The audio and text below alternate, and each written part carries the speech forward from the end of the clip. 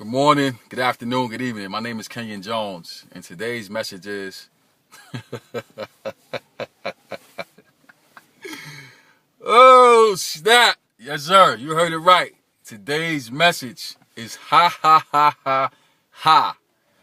I'm sitting here and I'm reflecting over my life. You know, I consider myself a very contemplative person, and I'm thinking about how I grew up, where I grew up, the obstacles that I had to overcome, every adversity that I can think of, has come up. We talk about Murphy's Law, you know what I'm saying? Anything that could and would happen, you know what I'm saying, happened. And it was really one of those things where, I pretty much kind of got used to like living in struggle, and kind of got used to, being in a situation where, things didn't always go my way. So I automatically had to be optimistic, because if I didn't, I would, ball up in the corner and die, But fortunately for me, I understood from a very young age that my surroundings and my current situation really didn't have an impact on who I am as a person. Don't ask me how I knew that. Don't ask me how I was able to articulate that and understand that, from the young age that I was. But I realized that there's more than this right here. There's more than me living in the projects. There's more than, me being in an environment that doesn't support positivity. There's more than being in an environment where gunshots, and people killing themselves, and, drugs and drug dealers and, drug paraphernalia, all the things that you can think of are present. There's more to life than this. So from a young man into the man that I am now, I've always had that, blinders mentality where I locked in on a goal and stayed focused until I reached that goal. And every time I reach a certain goal, there's always this feeling of, man, that's it? I thought it would be more. I thought it would be extraordinary. And I realized that as I got older, that when you set your mind on a goal for so long and you finally get to it, the reason why there's not this feeling of awe is because you've already accomplished it once you set your mind to go get it.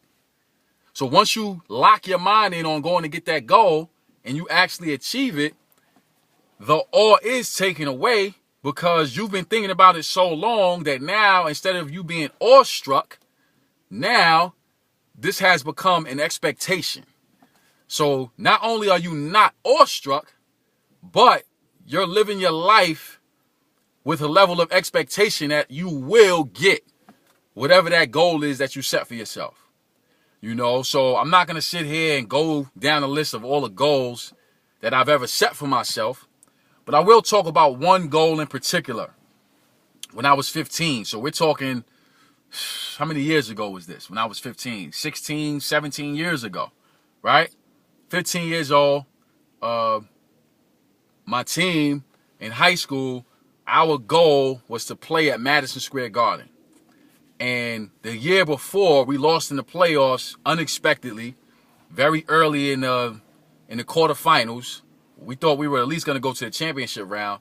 So by us losing in the quarterfinals, my sophomore year, it really put a dent in our pride. And I'll never forget, we were in the locker room crying like babies. All of us were just crying tears. And all of the players that returned the next season, we never forgot what that feeling felt like when we lost that playoff game. And as a matter of fact, we lost to Cardozo High School, 1997. Lost that game. They had Royal Ivy, NBA players still in the NBA to this day, and a couple other players that played Division I. Nevertheless, we wound up losing a game that we weren't expected to lose, and the feeling of that loss hurt so bad that pain and that hurt from that loss never left us. And when we went into the next season, everybody that came back on the team, when we went into that next season, that feeling of what it felt like to be in a locker room crying tears and looking at your teammate with tears in his eyes, and you got tears in your eyes, and your eyes are bloodshot red because you're crying so much, that feeling stayed in our minds that whole next year.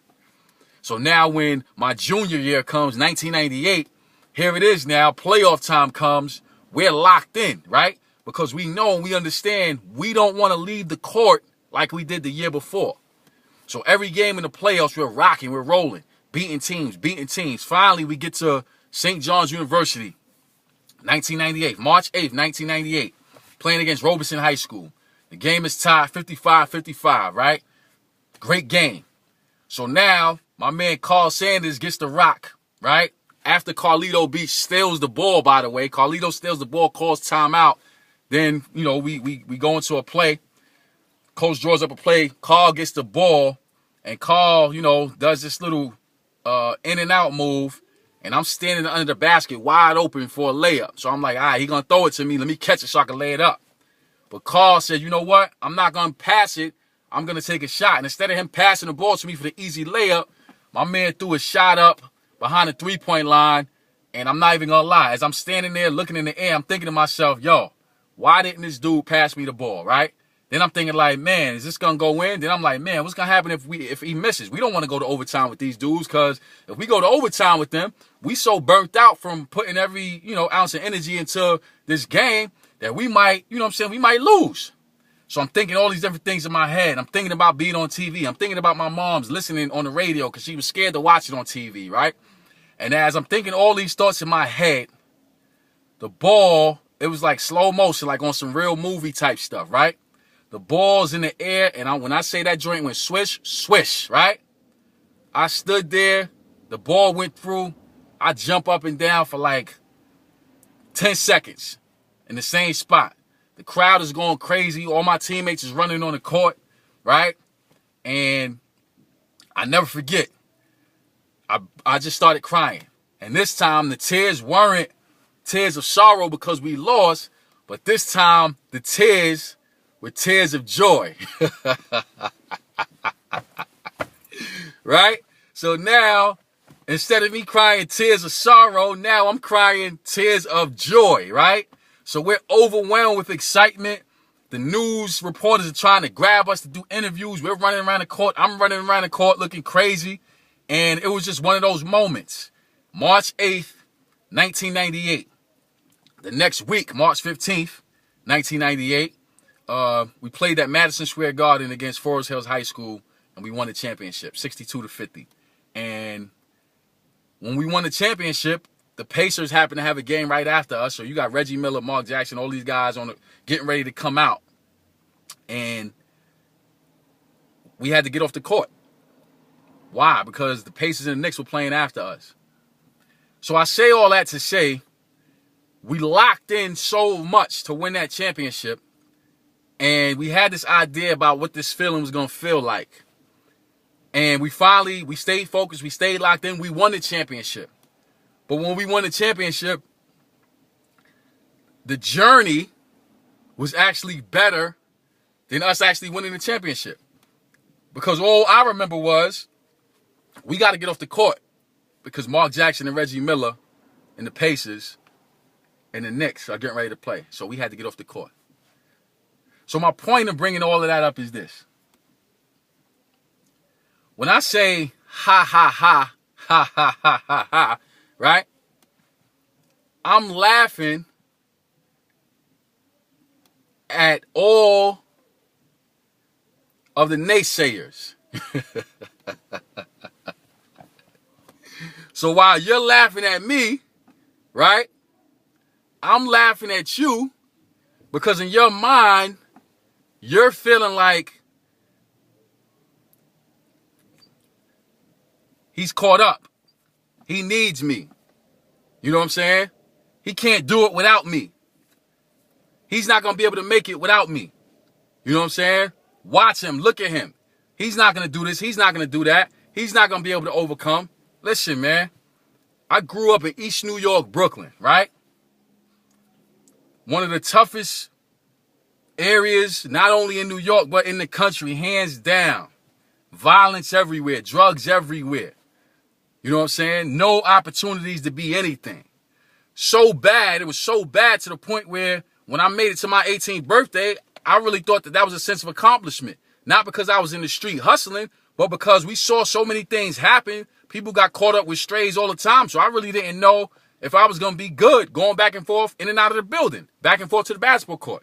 You know what I'm saying? So when I made it to my 18th birthday, it was like, wow, okay. You know, I made it to my 18th birthday. And in my mind, it was a sense of accomplishment because I didn't get caught up in a crossfire. You know what I'm saying? So this is where I come from. So now, not only was I able to overcome those obstacles, but I was able to excel tremendously. You know what I'm saying? Won the championship in high school. Played an all-star game my senior year in high school. Went to college in California. Went to college in Texas. Finished up at a small school in West Virginia. Got out, worked for a congressman. After I worked for a congressman, got involved in ministry through a church. Then, from there, you know, I move on to do ministry with teens. Now I'm doing my own thing.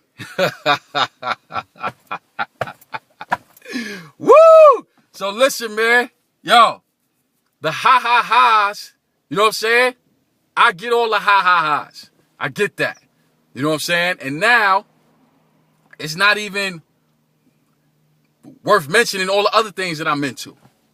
So, the reality of it is that it's not about the destination.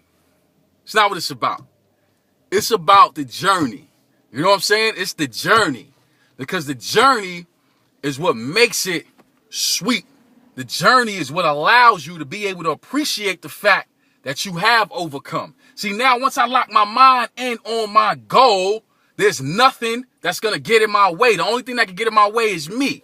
You know what I'm saying? So since I'm not into committing suicide mentally, physically, spiritually, since I'm not into committing suicide, right? Now I know that if I continue to stay locked in and stay focused, doesn't matter what's going on around me, right? Doesn't matter what's going on around me because I'm locked in and I'm focused. And I don't have to wonder what it's going to feel like on the day when I actually reach my destination because it's not about what's going to happen on the day I reach my destination. It's about this journey right here.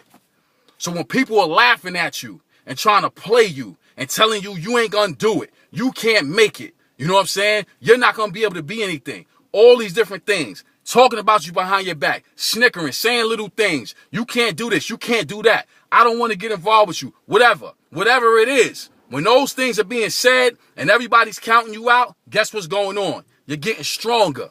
Right? So muscle is being built. Not only physical muscle, but mental muscle is being built. Emotional muscle is being built. And you know and you understand that if you stay locked in, doesn't matter what anybody says. Because you know what your destination is. So now once you reach your destination, it's not celebration time when you get there. You need to celebrate before you get there. Because once you lock your mind in on that destination, nobody in this world can stop you from getting where you want to go.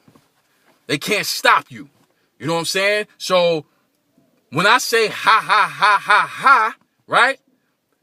It's apropos because once a person makes